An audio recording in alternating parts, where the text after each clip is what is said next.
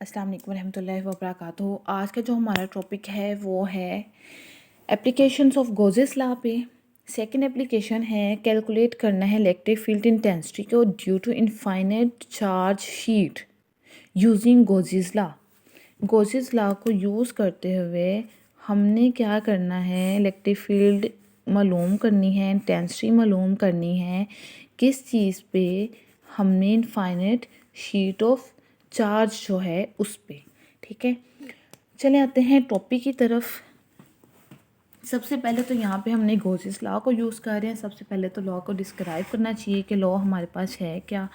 तो यहाँ पे आपने जब भी पेपर में क्वेश्चन करना है तो सबसे पहले गोजेस लॉ को यूज़ कर रहे हैं तो गोजेस लॉ के आप लोगों ने डेफिनेशन लिखनी है कि गोजेस लॉ है क्या। ठीक है, the electric flux passing through the electric flux passing through any closed surface is equal to 1 over epsilon naught times charge enclosed by that surface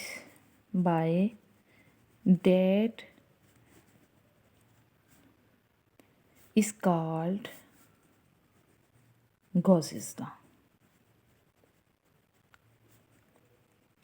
सबसे पहले आपने उसको डिफाइन कर देना है। ठीक है, फिर आना है अपने टॉपिक की तरफ। टॉपिक क्या है? ई है due to infinite charge sheet. जिस तरह कल हमने लाइन का पढ़ा था तो पहले मैंने लाइन डिस्क्राइब की, उसके बाद में वहाँ पे मैंने एक क्वेश्चन सरफेस को लिया, इमेजिन किया, तो वहाँ पे मैंने ई की वैल्यू फाइंड आउट कर ली। इसी तरह आज एक शीट ले रहे हैं, सपोज मेरे पास ये एक शीट है। ठीक है, ये मेरे पास एक शीट है,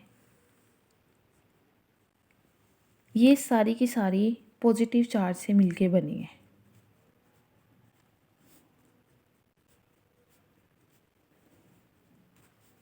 मैंने सारी जो पॉजिटिव चार्ज है मैंने इसके ऊपर ले लिया, ये सारी पॉजिटिव चार्ज से मिलके बनी है।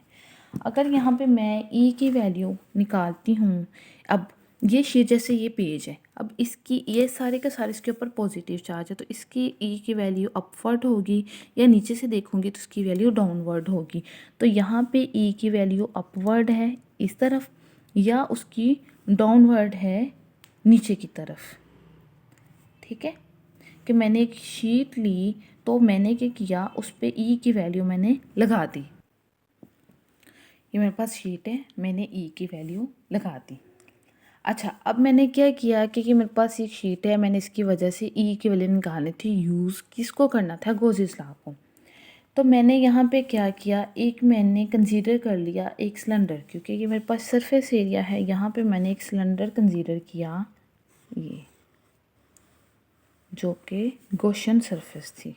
ठीक है, ये मैंने क्या किया, इसके अंदर इसको मैंने यहाँ से किया और ये यहाँ से बाहर आ गया।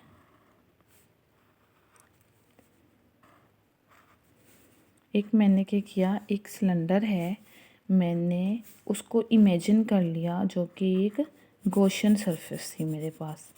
ठीक है, मैंने गॉसियन सरफेस को इमेजिन ये। अब ये सिलेंडर ऐसे है जैसे कि ये मेरे पास एक बॉल पेन है, ये मेरे पास है शीट, मैंने एक बॉल पेन इसके अंदर, ये एक ऐसे इसके ये जो ढक्कन है इसके अंदर मैंने कर दिया, आधा हिस्सा वो नीचे आधा हिस्सा ऊपर। अब ये इसका सरफेस एरिया है सिलेंडर का, ये वाला सरफेस एरिया। अगर मैं इसको कहूँ कि ये जो मेरा पार्ट है, ये वाला मेरे पास जो पार्ट है, ये मेरे पास उसका क्या है, सरफेस एरिया। टोटल इसका एरिया ये है। ये वाला जो हिस्सा है ये मेरे पास है डी। ये वाले मेरे पास जो पार्ट है, ठीक है, ये वाला मेरे पास पार्ट, ये भी उसका दूसरे वाला हिस्सा है, तो इसको भी मैं कह देती हूँ कि ये मेरे पास क्या है, डी है। अगर मैं इसकी डायरेक्शन निकालूंगी तो नॉर्मल के थ्रू इसकी डायरेक्शन निकलेगी, तो नॉर्मल इसका अपवर्ड होगा। इसकी मैं डायरेक्शन देखूंगी तो वो इसका नॉर्मल डाउनवर्ड होगा।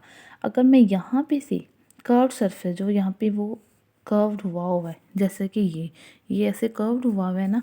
यहाँ से अगर मैं इसकी डायरेक्शन देखूँगी तो ये यहाँ पे इसकी डायरेक्शन नॉर्मल के थ्रू यहाँ पे है। इसको मैं कह देती हूँ S1, इसको कह देती हूँ S2, ये मेरे पास है S3। ठीक है, अब मैंने क्या किया, ये मेरे पास है, मैंने एक एरिया लिया था जिसमें गॉसियन सरफेस मैंने ड्रॉ की थी। इमेजिनरी एक सरफेस थी मेरे पास जहाँ पे इलेक्ट्रिक फ्लक्स को मैं कैलकुलेट कर रही थी। ठीक है, मेरे पास एरिया है। अगर मैं इसका टोटल एरिया है, एरिया टोटल A है, तो अगर मैं यहाँ पे सरफेस चार्ज डेंसिटी लेती हूँ, सरफेस चार्ज डेंसिटी, तो वो मेरे पास किसके equal, D sigma is equal to D Q over D A आया था मेरे पास जब मैंने उसको स्मॉल एरिया बोल दिया था पिछले आर्टिकल में।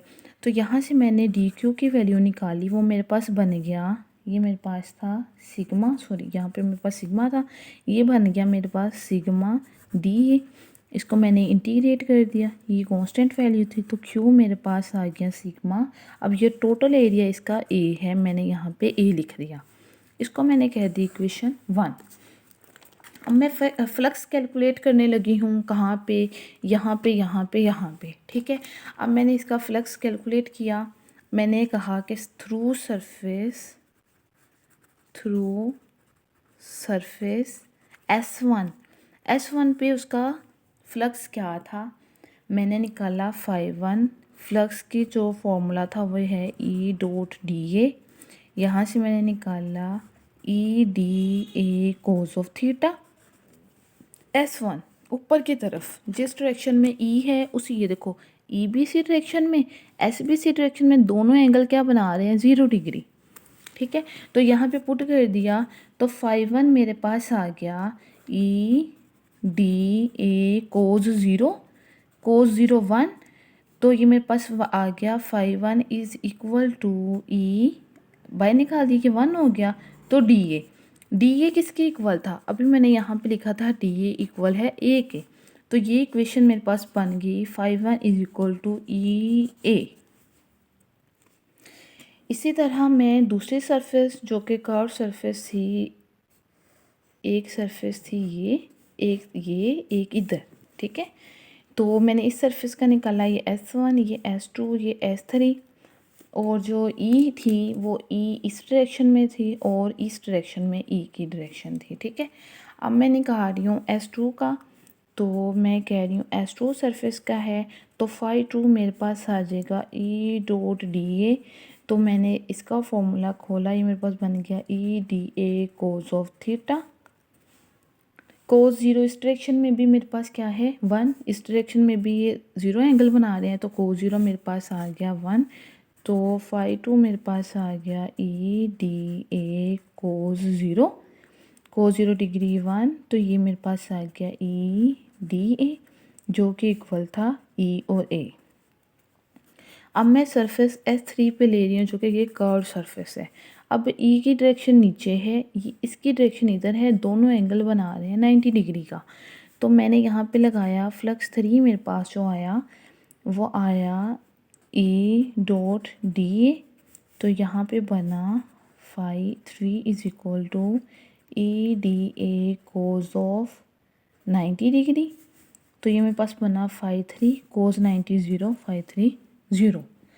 अब मैं टोटल इलेक्ट्रिक फ्लक्स निकाल रही हूँ इंटायर सरफेस, टोटल सरफेस का मैं लिखूँगी नेट फ्लक्स थ्रू इंटायर के पूरी जो सरफेस है उस पर कितना है, जो सिलेंडर है उसकी पूरी सरफेस पे कितना है, सरफेस ऑफ सिलेंडर। ठीक है, तो टोटल इलेक्ट्रिक फ्लक्स था 5-1 प्लस 5-2 प्लस 5-3, तो टोटल फ्लक्स था ये मेरे पास है, इसकी वैल्यू ई ए, इसकी वैल्यू भी ई ए, दूसरी की और तीसरी के 0, तो ये मेरे पास बन गया 2E A।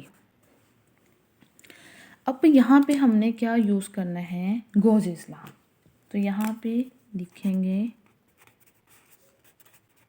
बाय यूजिंग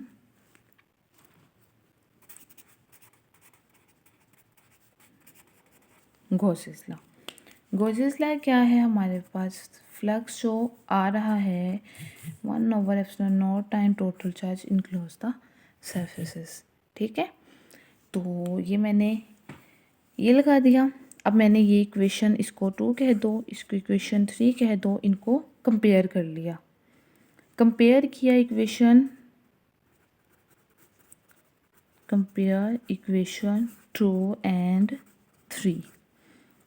ये मेरे पास बन गया 2EA, ये मेरे पास बन गया Q/ε0। ठीक है, अब यहाँ से मैंने E की वैल्यू निकाली तो E मेरे पास आया Q/2A/ε0। अब Q की वैल्यू जो मैंने सरफेस चार्ज डेंसिटी से निकाली थी वो थी मेरे पास Q = σA। तो Q की वैल्यू मैंने पुट की यहाँ पे, तो E मेरे पास आ गया σA/2A/ε0। A से कैंसिल आउट हो गया तो ये बन गया σ/2ε0। ठीक है, ये मेरे पास क्या है E की वैल्यू।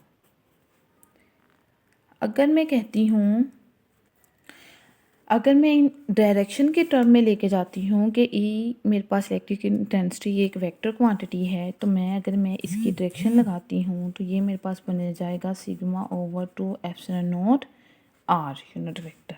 R की डायरेक्शन में ये था, तो ये मेरे पास होगी electric field intensity due to infinite sheet of charge using Gauss's law.